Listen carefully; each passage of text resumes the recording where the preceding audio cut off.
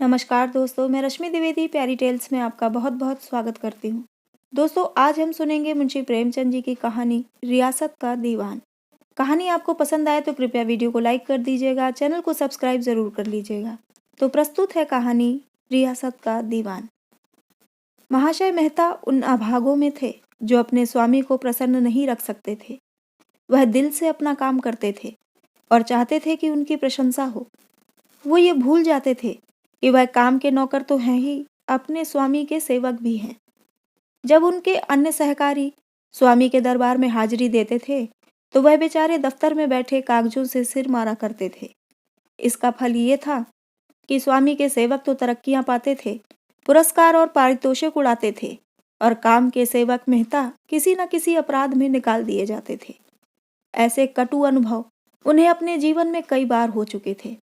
इसलिए अब की जब राजा साहब सतिया ने उन्हें एक अच्छा पद प्रदान किया तो उन्होंने प्रतिज्ञा की कि अब वह भी स्वामी का रुख देखकर काम करेंगे और उनके स्तुति गान में ही भाग्य की परीक्षा करेंगे। और इस प्रतिज्ञा को उन्होंने कुछ इस तरह निभाया कि 2 साल भी न गुजरे थे कि राजा साहब ने उन्हें अपना दीवान बना लिया। एक स्वाधीन राज्य की दीवानी का क्या कहना। वेतन तो 500 मासिक ही था, पर अख्तियार बड़े लंबे।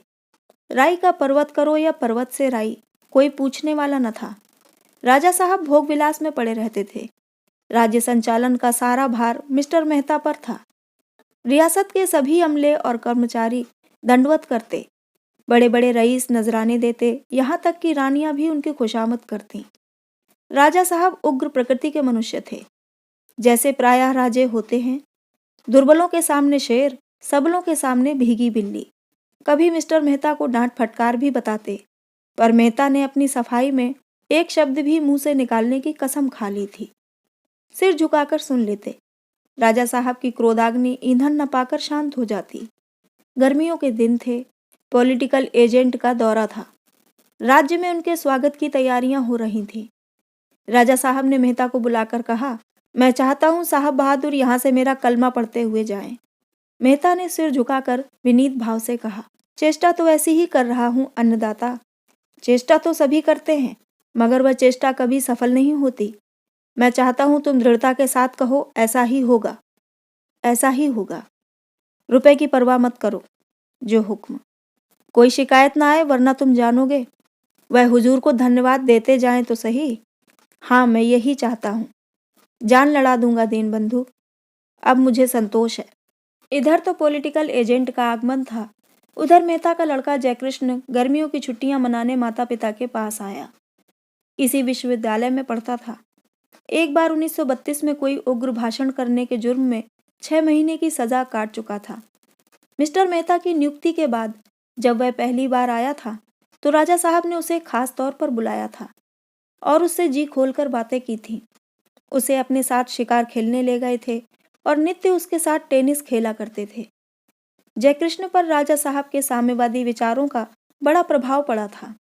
उसे ज्ञात हुआ कि राजा साहब केवल देशभक्त ही नहीं, क्रांति के समर्थक भी हैं। रूस और फ्रांस की क्रांति पर दोनों में खूब बहस हुई थी, लेकिन अब की यहाँ उसने कुछ और ही रंग देखा। रियासत के हर एक किसान और जमींदार से जबरन चंदा वसूल किया जा रहा था। पुलिस गांव-गांव चंदा उगाहती फिरती थी। रकम दीवान साहब नियत करते थे। वसूल करना पुलिस का काम था। फरियाद की कहीं सुनवाई न थी। चारों ओर त्राही त्राही मची हुई थी। हजारों मजदूर सरकारी इमारतों की सफाई, सजावट और सड़कों की मरम्मत में बेगार कर रहे थे। बनियों से डंडों के जोर से रसद जमा की जा रही थी। जयकृष्ण को आश्चर्य हो रहा था कि ये क्या हो रहा है। राजा साहब के विचार और व्यवहार में इतना अंतर कैसे हो गया। कहीं ऐसा तो नहीं है कि महाराज को इन अत्याचारों की खबर ही न हो, या उन्होंने जिन तैयारियों का हुक्म दिया हो उनकी तामील में कर्मचारियों ने अपनी कारगुजारी की धुन में ये अनर्थ कर डाला हो। रात भर तो उसने किसी तरह जब्त किया।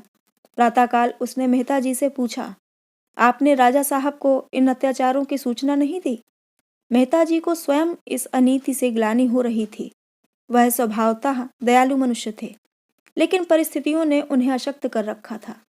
दुखित स्वर में बोले, राजा साहब का यही हुक्म है तो क्या किया जाए। तो आपको ऐसी दशा में अलग हो जाना चाहिए था। आप जानते हैं ये जो कुछ हो रहा है उसकी सारी जिम्मेदारी आपके सिर लादी जा रही है। प्रजा आप ही को अपराधी समझती है। मैं मजबूर हूँ। मैंने कर्मचारियों से बार बार संकेत किया कि यथासाध्य किसी पर सख्ती न की जाए, लेकिन हर एक स्थान पर मैं मौजूद तो नहीं रह सकता। अगर प्रत्यक्ष रूप से हस्तक्षेप करूं तो शायद कर्मचारी लोग महाराज से मेरी शिकायत कर दें। ये लोग ऐसे ही अवसरों की ताक में तो रहते हैं। इन्हें तो जनता को लूटने का कोई बहाना चाहिए। जितना सरकारी कोष में जमा करते हैं उससे ज्यादा अपने घर में रख लेते हैं। मैं कुछ नहीं कर सकता। जयकृष्ण ने उत्तेजित होकर कहा। तो आप इस्तीफा क्यों नहीं दे देते? मेहता लज्जित होकर बोले, बेशक मेरे लिए मुनासिब तो यही था, लेकिन जीवन में इतने धक्के खा चुका हूँ कि अब और सहने की शक्ति नहीं रही। यह निश्चय है कि नौकरी करके मैं अपने को बेदाग नहीं रख सकता। धर्म और अधर्म, सेवा और परमार्थ के झमेलों में पड़कर मैंने बहुत ठोकरें खाई। मैंने देख लिया कि दुनिया दुनियादारों के लिए है जो अवसर और काल देखकर काम करते हैं। सिद्धांतवादियों के लिए ये अनुकूल स्थान नहीं है। जयकृष्ण ने तिरस्कार भरे स्वर में पूछा, मैं राजा साहब के पास जाऊं? क्या तुम समझते हो राजा साहब से ये बातें छिपी हैं? संभव है प्रजा की दुख कथा सुनकर उन्हें कुछ याद आए। मिस्टर मेहता को इसमें क्या आपत्ति हो सकती थी? वह तो खुद चाहते थे किसी तरह अन्याय का बोझ उनके सिर से उतर जाए। हाँ, ये भय अवश्य था कि कहीं जयकृष्ण की सत्प्रेरणा उनके लिए हानिकारक न हो और कहीं उन्हें इस सम्मान और अधिकार से हाथ न धोना पड़े। बोले, यह ख्याल रखना कि तुम्हारे मुंह से कोई ऐसी बात न निकल जाए जो महाराज को अप्रसन्न कर दे। जयकृष्ण ने उन्हें आश्वासन दिया कि वह ऐसी कोई बात न करेगा। क्या वह इतना नादान है? मगर उसे क्या खबर थी कि आज के महाराजा साहब वह नहीं हैं जो 1 साल पहले थे। यह संभव है पॉलिटिकल एजेंट के चले जाने के बाद वह फिर हो जाएं। वह न जानता था कि उनके लिए क्रांति और आतंक की चर्चा भी उसी तरह विनोद की वस्तु थी जैसे हत्या, बलात्कार या जाल की वारदातें या रूप के बाजार के आकर्षक समाचार। जब उसने ड्योढ़ी पर पहुंचकर अपनी इत्तला कराई तो मालूम हुआ कि महाराज इस समय अस्वस्थ हैं, लेकिन वह लौट ही रहा था कि महाराज ने उसे बुला भेजा। शायद उससे सिनेमा संसार के ताजे समाचार पूछना चाहते थे। उसके सलाम पर मुस्कुराकर बोले, तुम खूब आए भाई। कहो, एमसीसी का मैच देखा या नहीं? मैं तो इन बखेड़ों में ऐसा फंसा कि जाने की नौबत नहीं आई। अब तो यही दुआ कर रहा हूँ कि किसी तरह एजेंट साहब खुश खुश रुखसत हो जाएं। मैंने जो भाषण लिखवाया है वह जरा तुम भी देख लो। मैंने इन राष्ट्रीय आंदोलनों की खूब खबर ली है और हरिजनोद्धार पर भी छींटे उड़ा दिए हैं। जयकृष्ण ने अपने आवेश को दबाकर कहा, राष्ट्रीय आंदोलनों की आपने खबर ली, ये अच्छा किया, लेकिन हरिजनोद्धार को तो सरकार भी पसंद करती है। इसीलिए उसने महात्मा गांधी को रिहा कर दिया और जेल में भी उन्हें इस आंदोलन के संबंध में लिखने पढ़ने और मिलने जुलने की पूरी स्वाधीनता दे रखी थी। राजा साहब ने तात्विक मुस्कान के साथ कहा, तुम जानते नहीं हो, ये सब प्रदर्शन मात्र है। दिल में सरकार समझती है कि यह भी राजनीतिक आंदोलन है। वह इस रहस्य को बड़े ध्यान से देख रही है। लॉयल्टी में जितना प्रदर्शन करो, चाहे वह औचित्य की सीमा के पार ही क्यों न हो जाए, उसका रंग चोखा ही होता है। उसी तरह जैसे कवियों की विरदावली से हम फूल उठते हैं, चाहे वह हास्यास्पद ही क्यों न हो। हम ऐसे कवि को खुशामदी समझे अहमक भी समझ सकते हैं, पर उससे अप्रसन्न नहीं हो सकते। वह हमें जितना ही ऊंचा उठाता है उतना ही वह हमारी दृष्टि में ऊंचा उठता जाता है। राजा साहब ने अपने भाषण की एक प्रति मेज की दराज से निकालकर जयकृष्ण के सामने रख दी, पर जयकृष्ण के लिए इस भाषण में अब कोई आकर्षण न था। अगर वह सभा चतुर होता तो जाहिरदारी के लिए ही इस भाषण को बड़े ध्यान से पढ़ता, उनके शब्द विन्यास और भावोत्कर्ष की प्रशंसा करता और उनकी तुलना महाराज बीकानेर या पटियाला के भाषणों से करता। पर अभी दरबारी दुनिया की रीति नीति से अनभिज्ञ था। जिस चीज को बुरा समझता था उसे बुरा कहता था और जिस चीज को अच्छा समझता था उसे अच्छा कहता था। बुरे को अच्छा और अच्छे को बुरा कहना अभी उसे ना आया था। उसने भाषण पर सरसरी नजर डालकर उसे मेज पर रख दिया और अपनी स्पष्टवादिता का बिगुल फूंकता हुआ बोला, मैं राजनीति के रहस्यों को भला क्या समझ सकता हूँ, लेकिन मेरा ख्याल है कि चाणक्य के ये वंशज इन चालों को खूब समझते हैं और कृत्रिम भावों का उन पर कोई असर नहीं होता, बल्कि इससे आदमी उनकी नज़रों में और भी गिर जाता है। अगर एजेंट को मालूम हो जाए कि उसके स्वागत के लिए प्रजा पर कितने जुल्म ढाए जा रहे हैं तो शायद वह यहाँ से प्रसन्न होकर न जाए। फिर मैं तो प्रजा की दृष्टि देखता हूँ। एजेंट की प्रसन्नता आपके लिए लाभप्रद हो सकती है, प्रजा को तो उससे हानि ही होगी। राजा साहब अपने किसी काम की आलोचना नहीं सह सकते थे। उनका क्रोध पहले जिरहों के रूप में निकलता, फिर तर्क का आकार धारण कर लेता और अंत में भूकंप के आवेश से उबल पड़ता था, जिससे उनका स्थूल शरीर, कुर्सी, मेज, दीवारें और छत सभी में भीषण कंपन होने लगता था। तिरछी आंखों से देखकर बोले, क्या हानि होगी, जरा सुनूं। जयकृष्ण समझ गया कि क्रोध की मशीन गन चक्कर में है और घातक विस्फोट होने ही वाला है। संभल कर बोला, इसे आप मुझसे ज्यादा समझ सकते हैं। नहीं, मेरी बुद्धि इतनी प्रखर नहीं है, आप बुरा मान जाएंगे। क्या तुम समझते हो मैं बारूद का ढेर हूं? बेहतर है आप इसे ना पूछें, तुम्हें बतलाना पड़ेगा। और आप उनकी मुट्ठियां बंध गईं। तुम्हें बतलाना पड़ेगा इसी वक्त। जयकृष्ण ये धौंस क्यों सहने लगा?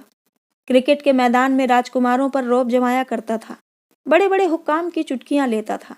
बोला, अभी आपके दिल में पॉलिटिकल एजेंट का कुछ भय है। आप प्रजा पर जुल्म करते डरते हैं। जब वह आपके एहसानों से दब जाएगा, आप स्वच्छंद हो जाएंगे और प्रजा की फरियाद सुनने वाला कोई न रहेगा। राजा साहब प्रज्वलित नेत्रों से ताकते हुए बोले, मैं एजेंट का गुलाम नहीं हूं कि उससे डरूं। कोई कारण नहीं है कि मैं उससे डरूं, बिल्कुल कारण नहीं है। मैं पॉलिटिकल एजेंट की इसलिए खातिर करता हूं कि वह हिज मैजेस्टी का प्रतिनिधि है। मेरे और हिज मैजेस्टी के बीच में भाईचारा है। एजेंट केवल उनका दूत है। मैं केवल नीति का पालन कर रहा हूँ। मैं विलायत जाऊं तो हिज मैजेस्टी भी इसी तरह मेरा सत्कार करेंगे।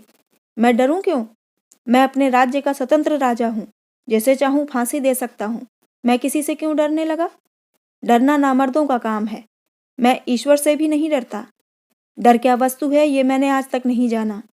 मैं तुम्हारी तरह कॉलेज का मुंहफट छात्र नहीं हूँ कि क्रांति और आज़ादी की हाँक लगाता फिरूं। तुम क्या जानो क्रांति क्या चीज़ है? तुमने केवल उसका नाम सुन लिया है, उसके लाल दृश्य आंखों से नहीं देखे। बंदूक की आवाज़ सुनकर तुम्हारा दिल कांप उठेगा। क्या तुम चाहते हो मैं एजेंट से कहूँ प्रजा बाह है, आपके आने की जरूरत नहीं? मैं इतना आतिथ्य शून्य नहीं हूँ। मैं अंधा नहीं हूँ, अहमक नहीं हूँ। प्रजा की दशा का मुझे तुमसे कहीं अधिक ज्ञान है।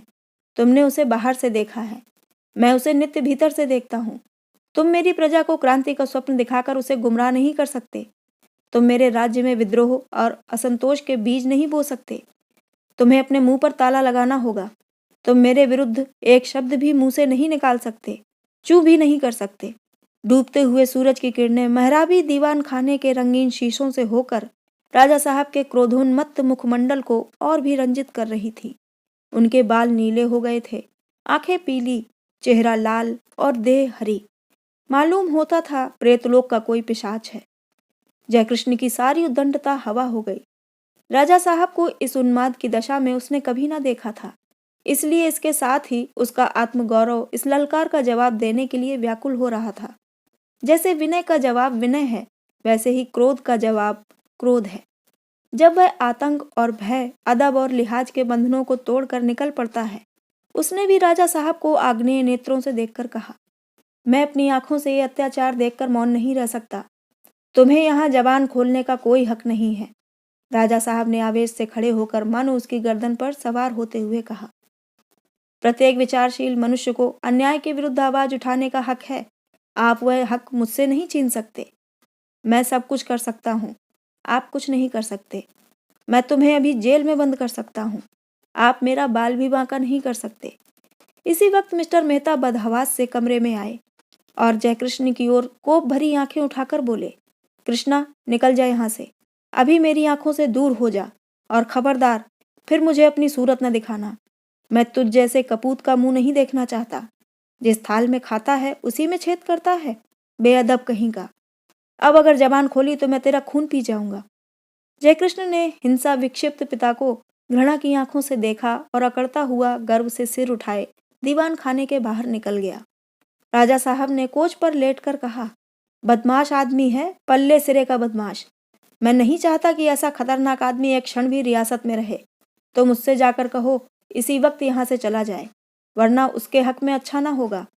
मैं केवल आपकी मुरव्वत से गम खा गया, नहीं तो इसी वक्त इसका मजा चखा सकता था। केवल आपकी मुरव्वत ने हाथ पकड़ लिया। आपको तुरंत निर्णय करना पड़ेगा, इस रियासत की दीवानी या लड़का। अगर दीवानी चाहते हो तो तुरंत उसे रियासत से निकाल दो और कह दो कि फिर कभी मेरी रियासत में पाँव न रखे। लड़के से प्रेम है तो आज ही रियासत से निकल जाइए। आप यहाँ से कोई चीज़ नहीं ले जा सकते, एक पाई की भी चीज़ नहीं। जो कुछ है वह रियासत की है। बोलिए, क्या मंजूर है? मिस्टर मेहता ने क्रोध के आवेश में जयकृष्ण को डांट तो बतलाई थी, पर यह न समझे थे कि मामला इतना तूल खींचेगा। एक क्षण के लिए वह सन्नाटे में आ गए। सिर झुकाकर परिस्थिति पर विचार करने लगे। राजा उन्हें मिट्टी में मिला सकता है। वह यहाँ बिल्कुल बेबस हैं।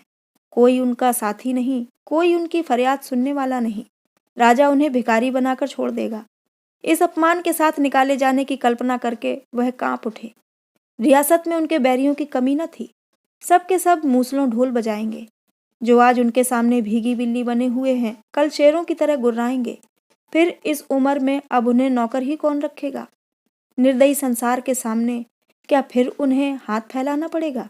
नहीं, इससे तो ये कहीं अच्छा है कि वह यहीं पड़े रहें। कंपित स्वर में बोले, मैं आज ही उसे घर से निकाल देता हूँ अन्नदाता। आज नहीं, इसी वक्त निकाल दूंगा। हमेशा के लिए? हमेशा के लिए। अच्छी बात है, जाइए और आधे घंटे के अंदर मुझे सूचना दीजिए। मिस्टर मेहता घर चले तो मारे क्रोध के उनके पांव कांप रहे थे। देह में आग सी लगी हुई थी। इस लौंडे के कारण आज उन्हें कितना अपमान सहना पड़ा। गधा चला है यहाँ अपने साम्यवाद का राग अलापने। अब बच्चा को मालूम होगा जबान पर लगाम न रखने का क्या नतीजा होता है।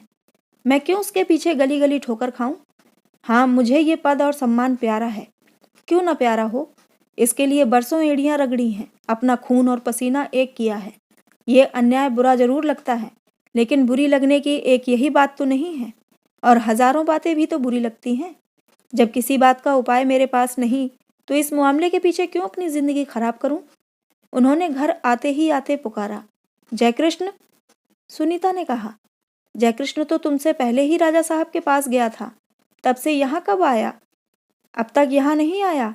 वह तो मुझसे पहले ही चल चुका था। वह फिर बाहर आया और नौकरों से पूछना शुरू किया। अब भी उसका पता न था। मारे डर के कहीं छिप रहा होगा और राजा ने आधे घंटे में इतला देने का हुक्म दिया है। ये लौंडा न जाने क्या करने पर लगा हुआ है। आप तो जाएगा ही, मुझे भी अपने साथ ले डूबेगा। सहसा एक सिपाही ने एक पुर्जा लाकर उनके हाथ में रख दिया। अच्छा, ये तो जयकृष्ण की लिखावट है। क्या कहता है इस दुर्दशा के बाद? मैं इस रियासत में एक क्षण भी नहीं रह सकता। मैं जाता हूँ। आपको अपना पद और मान अपनी आत्मा से ज्यादा प्रिय है। आप खुशी से उसका उपभोग कीजिए। मैं फिर आपको तकलीफ देने ना आऊँगा। अम्मा से मेरा प्रणाम कहिएगा। मेहता ने पुर्जा लाकर सुनीता को दिखाया और खिन्न होकर बोले, इसे न जाने कब समझ आएगी, लेकिन बहुत अच्छा हुआ। अब लाला को मालूम होगा दुनिया में किस तरह रहना चाहिए। बिना ठोकरें खाए आदमी की आंखें नहीं खुलती। मैं ऐसे तमाशे बहुत खेल चुका। अब इस खुराफात के पीछे अपना शेष जीवन नहीं बर्बाद करना चाहता। और तुरंत राजा साहब को सूचना देने चले। दम से दम में सारी रियासत में समाचार फैल गया। जयकृष्ण अपने शील स्वभाव के कारण जनता में बड़ा प्रिय था। लोग बाजारों और चौरस्तों पर खड़े हो होकर इस कांड पर आलोचना करने लगे। अजी, वह आदमी नहीं था भाई, उसे किसी देवता का अवतार समझो। महाराज के पास जाकर बेधड़क बोला, अभी बेगार बंद कीजिए वरना शहर में हंगामा हो जाएगा। राजा साहब की तो जबान बंद हो गई, बगलें झांकने लगे। शेर है शेर, उम्र तो कुछ नहीं पर आफत का परकाला है। और वो ये बेगार बंद करा के रहता हमेशा के लिए। राजा साहब को भागने की राह न मिलती। सुना घिघियाने लगे थे। मुदा इसी बीच में दीवान साहब पहुंच गए और उसे देश निकाले का हुक्म दे दिया। ये हुक्म सुनकर उसकी आंखों में खून उतर आया था, लेकिन बाप का अपमान न किया। ऐसे बाप को तो गोली मार देनी चाहिए। बाप है या दुश्मन? वह कुछ भी हो, है तो बाप ही। सुनीता सारे दिन बैठी रोती रही, जैसे कोई उसके कलेजे में बर्छियां चुभो रहा था। बेचारा न जाने कहाँ चला गया। अभी जलपान तक न किया था। चूल्हे में जाए ऐसे भोग विलास जिसके पीछे उसे बेटे को त्यागना पड़े। हृदय में ऐसा उद्वेग उठा कि इसी दंपति और घर को छोड़कर रियासत से निकल जाए, जहाँ ऐसे नर पिशाचों का राज्य है। इन्हें अपनी दीवानी प्यारी है, उसे लेकर रहें। वह अपने पुत्र के साथ उपवास करेगी, पर उसे आंखों से देखती तो रहेगी। एकाएक वह उठकर महारानी के पास चली। वह उनसे फरियाद करेगी। उन्हें भी ईश्वर ने बालक दिए हैं, उन्हें क्या एक अभागिनी माता पर दया न आएगी। इसके पहले भी वह कई बार महारानी के दर्शन कर चुकी थी। उसका मुरझाया हुआ मन आशा से लहलहा उठा। लेकिन रनिवास में पहुंची तो देखा कि महारानी के तेवर भी बदले हुए हैं। उसे देखते ही बोली, तुम्हारा लड़का बड़ा उजड्ड है, जरा भी अदब नहीं। किससे किस तरह बात करनी चाहिए इसका जरा भी सलीका नहीं। न जाने विश्वविद्यालय में क्या पढ़ा करता है। आज महाराज से उलझ बैठा, कहता था कि बेगार बंद कर दीजिए और एजेंट साहब के स्वागत सत्कार की कोई तैयारी न कीजिए। इतनी समझ भी उसे नहीं है कि इस तरह कोई राजा कै घंटे गद्दी पर रह सकता है। एजेंट बहुत बड़ा अफसर न सही, लेकिन है तो बादशाह का प्रतिनिधि। उसका आदर सत्कार करना तो हमारा धर्म है। फिर ये बेगार किस दिन काम आएंगे? उन्हें रियासत से जागीरें मिली हुई हैं, किस दिन के लिए? प्रजा में विद्रोह की आग भड़काना कोई भले आदमी का काम है? जिस पत्तल में खाओ उसी में छेद करो। महाराज ने दीवान साहब का मुलाहजा किया, नहीं तो उसे हिरासत में डलवा देते।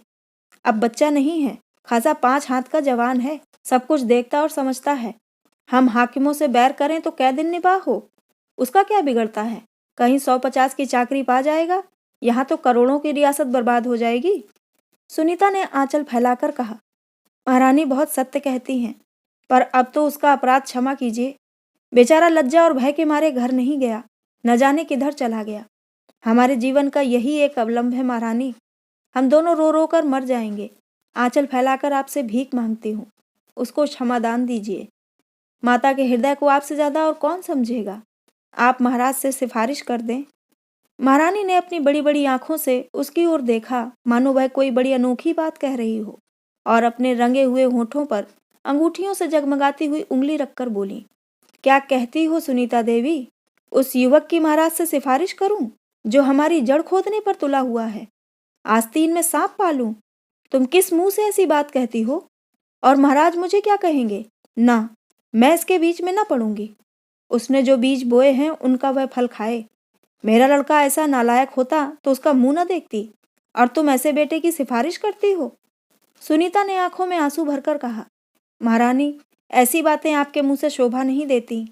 महारानी मसनद टेक कर उठ बैठी और तिरस्कार भरे स्वर में बोली, अगर तुमने सोचा था कि मैं तुम्हारे आंसू पोंछूंगी तो तुमने भूल की।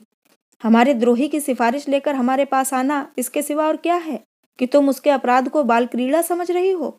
अगर तुमने उसके अपराध की भीषणता का ठीक अनुमान किया होता तो मेरे पास कभी ना आती। जिसने इस रियासत का नमक खाया हो वह रियासत के द्रोही की पीठ सहलाए, वह स्वयं राजद्रोही है। इसके सिवा और क्या कहूँ? सुनीता भी गर्म हो गई। पुत्र स्नेह म्यान के बाहर निकल आया। बोली, राजा का कर्तव्य केवल अपने अफसरों को प्रसन्न करना नहीं है, प्रजा को पालने की जिम्मेदारी इससे कहीं बढ़कर है। उसी समय महाराज ने कमरे में कदम रखा। रानी ने उठकर स्वागत किया और सुनीता सिर झुकाए निस्पंद खड़ी रह गई। राजा ने व्यंग्यपूर्ण मुस्कान के साथ पूछा, ये कौन महिला तुम्हें राजा के कर्तव्य का उपदेश दे रही थी? रानी ने सुनीता की ओर आंख मारकर कहा, ये दीवान साहब की धर्मपत्नी है। राजा साहब की त्योरियां चढ़ गईं। ओंठ चबाकर बोले, जब माँ ऐसी पैनी छुरी है तो लड़का क्यों न जहर का बुझाया हुआ हो। देवी जी, मैं तुमसे ये शिक्षा नहीं लेना चाहता कि राजा का अपनी प्रजा के साथ क्या धर्म है। ये शिक्षा मुझे कई पीढ़ियों से मिलती चली आई है। बेहतर हो कि तुम किसी से ये शिक्षा प्राप्त कर लो कि स्वामी के प्रति उसके सेवक का क्या धर्म है, और जो नमक हराम है उसके साथ स्वामी को कैसा व्यवहार करना चाहिए। ये कहते हुए राजा साहब उसी उन्माद की दशा में बाहर चले गए। मिस्टर मेहता घर जा रहे थे। राजा साहब ने कठोर स्वर में पुकारा, सुनिए मिस्टर मेहता, आपके सपूत तो विदा हो गए, लेकिन मुझे अभी मालूम हुआ कि आपकी देवी जी राजद्रोह के मैदान में उनसे भी 2 कदम आगे हैं। बल्कि मैं तो कहूँगा वह केवल रिकॉर्ड है जिसमें देवी जी की आवाज़ ही बोल रही है। मैं नहीं चाहता कि जो व्यक्ति रियासत का संचालक हो उसके साये में रियासत के विद्रोहियों को आश्रय मिले। आप खुद इस दोष से मुक्त नहीं हो सकते। ये हरगिज मेरा अन्याय न होगा यदि मैं ये अनुमान कर लूं कि आप ही ने यह मंत्र फूंका है। मिस्टर मेहता अपनी स्वामी भक्ति पर यह आक्षेप न सह सके। व्यथित कंठ से बोले, यह तो मैं किस जबान से कहूँ कि दीनबंधु इस विषय में मेरे साथ अन्याय कर रहे हैं, लेकिन मैं सर्वथा निर्दोष हूँ और मुझे यह देखकर दुख होता है कि मेरी वफादारी पर यूं संदेह किया जा रहा है। वफादारी केवल शब्दों से नहीं होती। मेरा ख्याल है कि मैं उसका प्रमाण दे चुका। नई नई दलीलों के लिए नए नए प्रमाणों की जरूरत है। आपके पुत्र के लिए जो दंड विधान था वही आपकी स्त्री के लिए भी है। मैं इसमें किसी भी तरह का उज्र नहीं चाहता और इसी वक्त इस हुक्म की तामील होनी चाहिए। लेकिन दीनानाथ, मैं एक शब्द भी नहीं सुनना चाहता। मुझे कुछ निवेदन करने की आज्ञा न मिलेगी? बिल्कुल नहीं, यह मेरा आखिरी हुक्म है। मिस्टर मेहता यहाँ से चले तो उन्हें सुनीता पर बेहद गुस्सा आ रहा था। इन सभी को न जाने क्या सनक सवार हो गई है। जयकृष्ण तो खैर बालक है, बेसमझ है, इस बुढ़िया को क्या सूझी? न जाने रानी साहब से जाकर क्या कह आई। किसी को मुझसे हमदर्दी नहीं, सब अपनी अपनी धुन में मस्त हैं। किस मुसीबत से मैं अपनी जिंदगी के दिन काट रहा हूँ ये कोई नहीं समझता। कितनी निराशा और विपत्तियों के बाद यहाँ जरा निश्चिंत हुआ था कि इन सभी ने यह नया तूफान खड़ा कर दिया। न्याय और सत्य का ठेका क्या हम ही ने लिया है? यहाँ भी वही हो रहा है जो सारी दुनिया में हो रहा है। कोई नई बात नहीं है। संसार में दुर्बल और दरिद्र होना पाप है। इसकी सजा से कोई बच नहीं सकता। बाज कबूतर पर कभी दया नहीं करता। सत्य और न्याय का समर्थन मनुष्य की सज्जनता और सभ्यता का एक अंग है। बेशक इससे कोई इनकार नहीं कर सकता, लेकिन जिस तरह और सभी प्राणी केवल मुख से इसका समर्थन करते हैं, क्या उसी तरह हम भी नहीं कर सकते? और जिन लोगों का पक्ष लाए वे भी तो कुछ उसका महत्व समझें। आज राजा साहब इन्हीं बेगारों से जरा हंसकर बातें करें तो वे अपने सारे दुखड़े भूल जाएंगे और उल्टे हमारे ही शत्रु बन जाएंगे। शायद सुनीता महारानी के पास जाकर अपने दिल का बुखार निकाल आई है। गधी ये नहीं समझती कि दुनिया में किसी तरह मान मर्यादा का निर्वाह करते हुए जिंदगी काट लेना ही हमारा धर्म है। अगर भाग्य में यश और कीर्ति बधी होती तो इस तरह दूसरों की गुलामी क्यों करता? लेकिन समस्या ये है कि इसे भेजूं कहाँ? मैके में कोई है नहीं, मेरे घर में कोई है नहीं। अब मैं इस चिंता में कहाँ तक मरूं? जहां जी चाहे जाए, जैसा किया वैसा भोगे। वह इसी क्षोभ और ग्लानि की दशा में घर में गए और सुनीता से बोले, आखिर तुम्हें भी वही पागलपन सूझा जो उस लौंडे को सूझा था? मैं कहता हूँ आखिर तुम्हें कभी समझ आएगी या नहीं? क्या सारे संसार के सुधार का बीड़ा हम ही ने उठाया है? कौन राजा ऐसा है जो अपनी प्रजा पर जुल्म न करता हो, उनके स्वत्वों का अपहरण न करता हो? राजा ही क्यों, हम तुम सभी तो दूसरों पर अन्याय कर रहे हैं। तुम्हें क्या हक है कि तुम दर्जनों खिदमतगार रखो और उन्हें जरा जरा सी बात पर सजा दो? न्याय और सत्य निरर्थक शब्द हैं जिनकी उपयोगिता इसके सिवा और कुछ नहीं कि बुद्धुओं की गर्दन मारी जाए और समझदारों की वाह हो। तुम और तुम्हारा लड़का उन्हीं बुद्धुओं में है और इसका दंड तुम्हें भोगना पड़ेगा। महाराज का हुक्म है कि तुम 3 घंटे के अंदर रियासत से निकल जाओ, नहीं तो पुलिस आकर तुम्हें निकाल देगी। मैंने तो तय कर लिया है कि राजा साहब की इच्छा के विरुद्ध एक शब्द भी मुंह से ना निकालूंगा। न्याय का पक्ष लेकर देख लिया है, हैरानी और अपमान के सिवा और कुछ हाथ ना आया। जिनकी हिमायत की थी वे आज भी उसी दशा में हैं, बल्कि उससे भी और बदतर। मैं साफ कहता हूं कि मैं तुम्हारी उद्दंडताओं का तावान देने के लिए तैयार नहीं। मैं गुप्त रूप से तुम्हारी सहायता करता रहूंगा, इसके सिवा मैं और कुछ नहीं कर सकता। सुनीता ने गर्व के साथ कहा, मुझे तुम्हारी सहायता की जरूरत नहीं। कहीं भेद खुल जाए तो दीनबंधु तुम्हारे ऊपर कोप का वज्र गिरा दें। तुम्हें अपना पद और सम्मान प्यारा है, उसका आनंद से उपभोग करो। मेरा लड़का और कुछ ना कर सकेगा तो पाव भर आटा तो कमा ही लाएगा। मैं भी देखूंगी कि तुम्हारी स्वामी भक्ति कब तक निभती है और कब तक तुम अपनी आत्मा की हत्या करते हो। मेहता ने तिलमिलाकर कहा, क्या तुम चाहती हो कि फिर उसी तरह चारों तरफ ठोकरें खाता फिरूं? सुनीता ने घाव पर नमक छिड़का, नहीं, कदापि नहीं। अब तक तो मैं समझती थी तुम्हें ठोकरें खाने में मजा आता है तथा पद और अधिकार से भी मूल्यवान कोई वस्तु तुम्हारे पास है जिसकी रक्षा के लिए तुम ठोकरें खाना अच्छा समझते हो। अब मालूम हुआ तुम्हें अपना पद अपनी आत्मा से भी प्रिय है। फिर क्यों ठोकरें खाओ?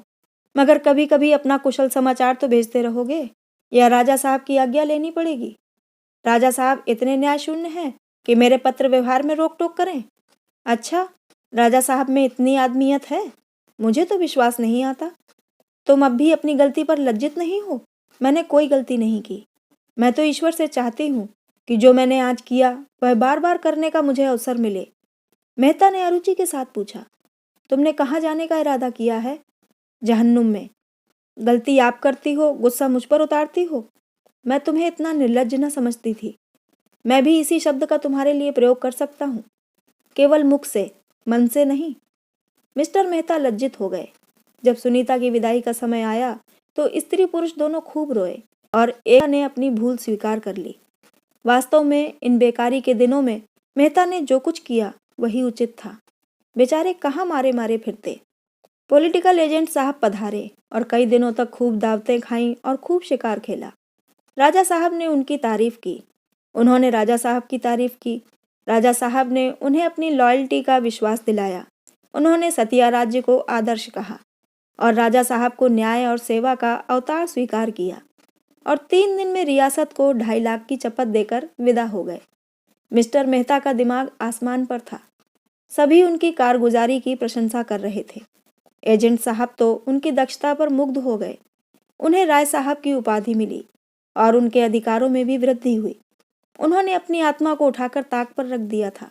उनकी यह साधना कि महाराज और एजेंट दोनों उनसे प्रसन्न रहें, संपूर्ण रीति से पूरी हो गई।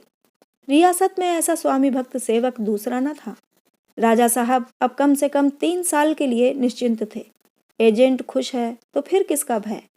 कामुकता, लंपटता और भांति भांति के दुर्व्यसनों की लहर प्रचंड हो उठी। सुंदरियों की टोह लगाने के लिए सुराग रसानों का एक विभाग खुल गया, जिसका संबंध सीधे राजा साहब से था। एक बूढ़ा खुर्राट जिसका पेशा हिमालय की परियों को फंसाकर राजाओं को लूटना था और जो इसी पेशे की बदौलत राज दरबारों में पूजा जाता था, इस विभाग का अध्यक्ष बना दिया गया। नई नई चिड़ियां आने लगीं, भय, लोभ और सम्मान सभी अस्त्रों से शिकार खेला जाने लगा। लेकिन एक ऐसा अवसर भी पड़ा जहां इस तिकड़म की सारी सामूहिक और वैयक्तिक चेष्टाएं निष्फल हो गईं और गुप्त विभाग ने निश्चय किया कि इस बालिका को किसी तरह उड़ा लाया जाए और इस महत्वपूर्ण कार्य के संपादन का भार मिस्टर मेहता पर रखा गया। जिनसे ज्यादा स्वामी भक्त सेवक रियासत में दूसरा न था। उनके ऊपर महाराजा साहब को पूरा विश्वास था। दूसरों के विषय में संदेह था कि कहीं रिश्वत लेकर शिकार बहका दें या भंडा फोड़ कर दें या अमानत में खयानत कर बैठें। मेहता की ओर से किसी तरह की उन बातों की शंका न थी। रात के 9 बजे उनकी तलबी हुई। अन्नदाता ने हुजूर को याद किया है। मेहता साहब ड्योढ़ी पर पहुंचे तो राजा साहब पाई बाग में टहल रहे थे। मेहता को देखते ही बोले, आइए मिस्टर मेहता, आपसे एक खास बात में सलाह लेनी है। यहाँ कुछ लोगों की राय है कि सिंह द्वार के सामने आपकी एक प्रतिमा स्थापित की जाए, जिससे चिरकाल तक आपकी यादगार कायम रहे। आपको तो शायद इसमें कोई आपत्ति न होगी, और यदि हो भी तो लोग इस विषय में आपकी अवज्ञा करने पर भी तैयार हैं। सतिया की आपने जो अमूल्य सेवा की है, उसका पुरस्कार तो कोई क्या दे सकता है, लेकिन जनता के हृदय में आपसे जो श्रद्धा है, उसे तो वह किसी न किसी रूप में प्रकट ही करेगी। मेहता ने बड़ी नम्रता से कहा, यह अन्नदाता की गुणग्राहकता है। मैं तो एक तुच्छ सेवक हूँ। मैंने जो कुछ किया वह इतना ही है कि नमक का हक अदा करने का सदैव प्रयत्न किया, मगर मैं इस सम्मान के योग्य नहीं हूँ। राजा साहब ने कृपालु भाव से हंसकर कहा, आप योग्य हैं या नहीं, इसका निर्णय आपके हाथ में नहीं है मिस्टर मेहता। आपकी दीवानी यहाँ न चलेगी। हम आपका सम्मान नहीं कर रहे हैं, अपनी भक्ति का परिचय दे रहे हैं। थोड़े दिनों में ना हम रहेंगे ना आप रहेंगे। उस वक्त भी यह प्रतिमा अपनी मूक वाणी से कहती रहेगी कि पिछले लोग अपने उद्धारकों का आदर करना जानते थे। मैंने लोगों से कह दिया है कि चंदा जमा करें। एजेंट ने अब की जो पत्र लिखा है उसमें आपको खास तौर से सलाम लिखा है। मेहता ने जमीन में गड़कर कहा, ये उनकी उदारता है। मैं तो जैसा आपका सेवक हूँ वैसा ही उनका भी सेवक हूँ। राजा साहब कई मिनट तक फूलों की बहार देखते रहे, फिर इस तरह बोले मानो कोई भूली हुई बात याद आ गई हो। तहसील खास में एक गांव लगनपुर है, आप कभी वहां गए हैं? हाँ अन्नदाता, एक बार गया हूँ। वहाँ एक धानी साहूकार है, उसी के दीवान खाने में ठहरा था। अच्छा आदमी है। हाँ, ऊपर से बहुत अच्छा आदमी है, लेकिन अंदर से पक्का पिशाच।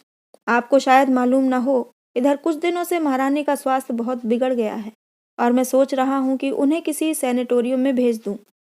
वहाँ सब तरह की चिंताओं और झंझटों से मुक्त होकर वह आराम से रह सकेंगी। लेकिन रनिवास में एक रानी का रहना लाजमी है।